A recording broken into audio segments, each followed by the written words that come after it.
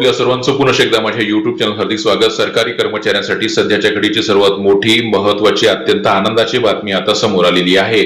ज्या मागणीची, ज्या निर्णयाची प्रतीक्षा सरकारी कर्मचारी बऱ्याच वर्षापासून करत होते, अखेर त्याच संदर्भातला एक अत्यंत महत्त्वाचा मोठा निर्णय राज्य शासनाने घेतलेला आहे आणि त्याच निर्णयाच्या अनुषंगाने महाराष्ट्र शासनाचा एक अत्यंत महत्त्वाचा शासनादेश आज निर्गमित झालेला आहे। काय तो महत्त्वाचा शासनादेश आहे, कोणत्या कर्मचाऱ्यांसाठीचा आहे, कशा संदर्भातला आहे ते पाहण्यासाठी विनंती एकच की व्हिडिओ हा शेवटपर्यंत पाहावा। तसंच याआधी जर आपण आमचं YouTube चॅनल सबस्क्राइब केलं नसेल तर निश्चितच चॅनलला सबस्क्राइब करा, समोरील बेल आयकॉनला सुद्धा क्लिक करा, म्हणजे नवीन व्हिडिओचे नोटिफिकेशन आपणास नियमित मिळत राहतील। जसं की आपण स्क्रीनवर पाहतात, महाराष्ट्र शासनाच्या कौशल्य, रोजगार, उद्योजकता व नाविन्यता विभागाचा हा महत्त्वाचा शासनादेश 12 मे 2026 म्हणजे आज निर्गमित झालेला आहे। ज्या सरकारी कर्मचाऱ्यांची नियुक्ती या विभागांतर्गत येत असून ज्यांची नियुक्ती 1 नोव्हेंबर 2005 रोजी किंवा त्यानंतर आहे, म्हणजे ज्यांना डीसीपीएस आणि एनपीएस योजना लागू आहे, अशा कर्मचाऱ्यांना त्यांच्या सेवा कालावधीत मृत्यू झाल्यास त्यांच्या कुटुंबियांना कुटुंब निवृत्ती वेतन आणि मृत्यू उपदान व रुग्णता सेवानिवृत्त झालेल्या कर्मचाऱ्यांना रुग्णता निवृत्ती वेतन आणि सेवानिवृत्त उपदान, तसेच सेवेतून निवृत्त होणाऱ्या कर्मचाऱ्यांना सेवानिवृत्ती उपदान मंजूर करण्याबाबतचा हा महत्त्वाचा शासनादेश आहे।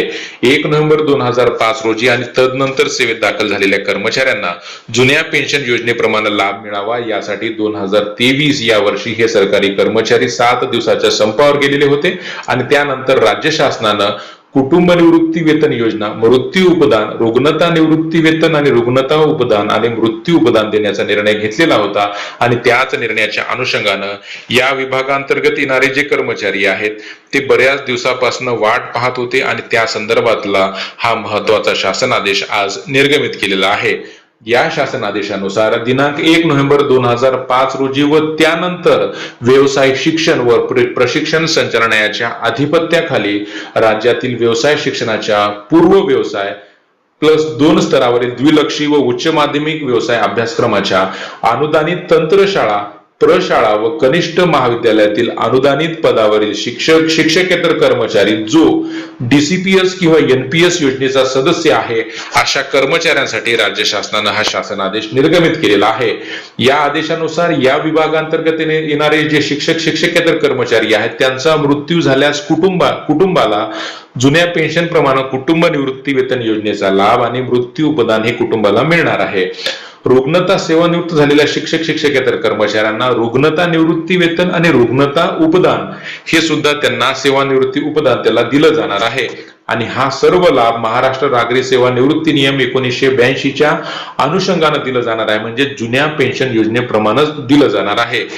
तसंच व्यवसाय शिक्षणाच्या पूर्व व्यवसाय आणि 2 स्तरावरील द्विलक्षी व उच्च माध्यमिक व्यवसाय अभ्यासक्रमाच्या अनुदानित तंत्रशाळा, प्रशाळा व कनिष्ठ महाविद्यालयाच्या सेवेतून निवृत्त होणाऱ्या शिक्षक, शिक्षकेतर कर्मचाऱ्यांना सेवानिवृत्ती उपदान म्हणजे ग्रॅज्युटीचा लाभ सुद्धा, म्हणजे मृत्यू न झाला असेल किंवा नियमित जर ते सेवानिवृत्त झाले असेल तर त्यांना सुद्धा सेवानिवृत्त उपदान हे 1982 च्या नियमानुसार लागू केलं जाणार आहे।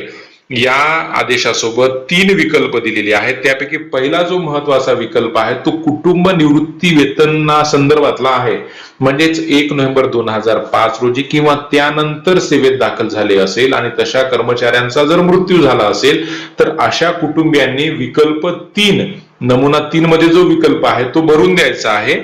म्हणजे समजा एखादा कर्मचारी दगावला असेल तर त्याच्या कुटुंबियांना हा नमुना 3 चा विकल्प द्यायचा आहे आणि ते दिल्यानंतर त्या कुटुंबाला कुटुंब निवृत्ती वेतन आणि मृत्यू उपदान हे दिलं जाणार आहे। परंतु त्यासाठी जर सानुग्रह अनुदान जर या कर्मचाऱ्याच्या कुटुंबाला मिळालं असेल तर ते मात्र व्याजासह शासनाला द्यावं लागणार आहे।